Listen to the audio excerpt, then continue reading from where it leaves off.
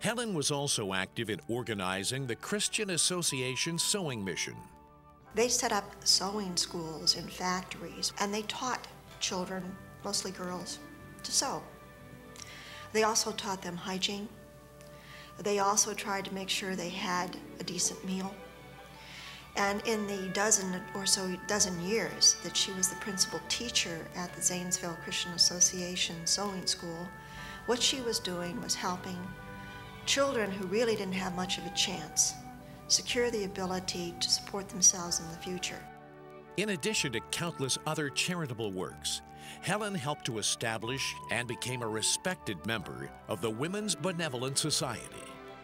At this time, the women of Zanesville were very interested in helping what they called the worthy poor, those people who needed just a little extra push to help them financially in some way.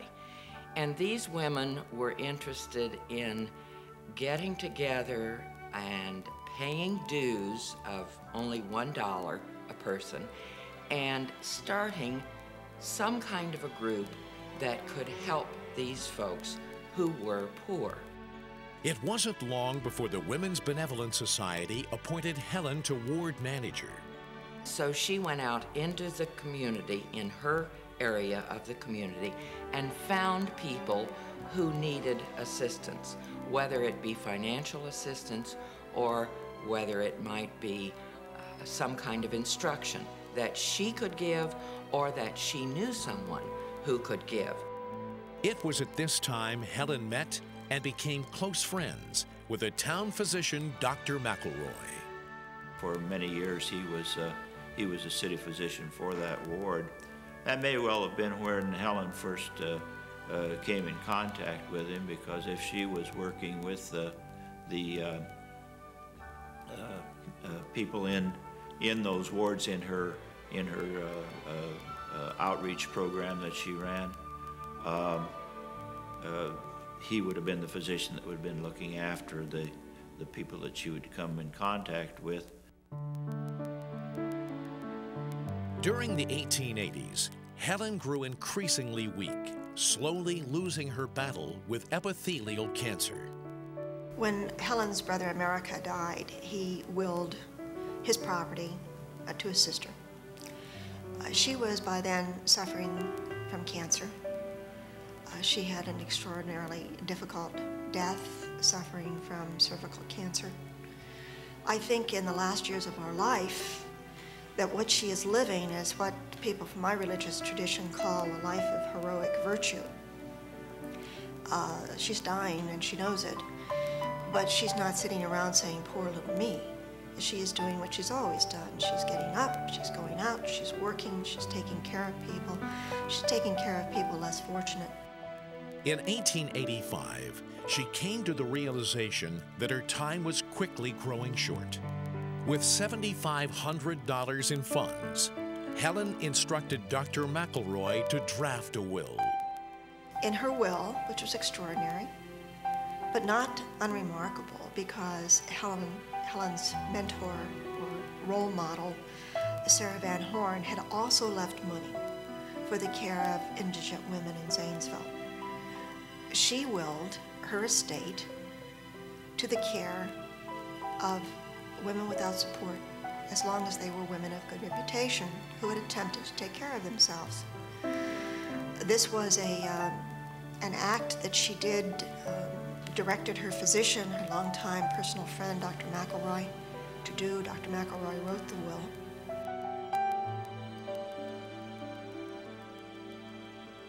My purpose is to provide a shelter for the unfortunate who are both worthy and deserving. I further direct that the institution shall be strictly religious in its daily routine of life, but to be without denominational preference. I cherish the hope that my mite may be added to by others, by gifts, donations, subscriptions, or bequests, so as to make the institution permanent and enable it to expand, so as to satisfy every demand upon it for admission. I am witness whereof I have hereunto signed my name the 26th day of March, A.D. 1885.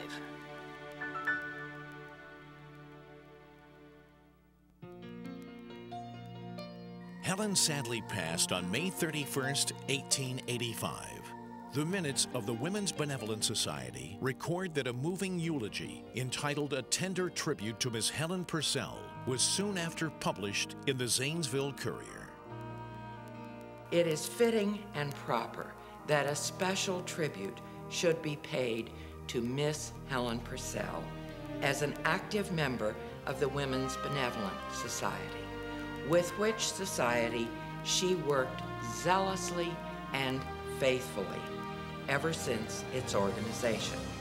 As one of its appointed ward visitors, she distributed the funds placed at her disposal wisely and efficiently. When it was possible, she attended the meetings for the transaction of business, where she could always render valuable aid because of her extended knowledge of those continually applying for relief and assistance. To the suffering poor, she was a kind and judicious friend, endeavoring to show them the better way, both for this life and that to come. For in an eminent manner, she lived her religion, and thus, by her example, led them on, whither our Savior Christ has gone before. The graces of humility and charity shone all her life. And from him who has said, "He that humbleth himself shall be exalted," she has received her reward so faithfully won. And at the end of this tribute, the initials E.T.H., and I assume that was the secretary of the society at that time. I think this is a beautiful tribute to the memory of Miss Helen Purcell, which was written in the Courier. The years following Helen's death were spent disputing her final wishes in court. Several of her relatives filed a lawsuit against Dr. McElroy and Muskingum County, questioning the validity of Helen's will. They brought it to court, and this was quite a landmark law case on whether or not you could will your property away from blood relatives to a charity. The jury took 1 hour to decide she had perfect right to do what she wanted with her money. On May 17, 1905, the Helen Purcell home opened its doors to the women of Zanesville. This woman, faceless to the present, survives in the hearts of those who have benefited by her strength of character, her decisions, her foresight, and her hope.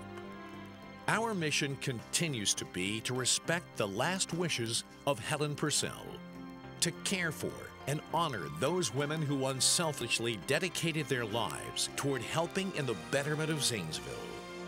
Hundreds of benevolent women have chosen to enter our home so that they may joyfully, as well as faithfully, live life to its fullest. Helen saw the need for a place for these women who needed to be taken care of in a very delightful setting. I think that Helen's mission and purpose in life to bring charity and care and well-being to people in need became her desire and the desire of a community that is growing and still is. The greatest story of her life is the final gift she gave, which is a gift of money that was to be used to help other people, other women, live a life of dignity.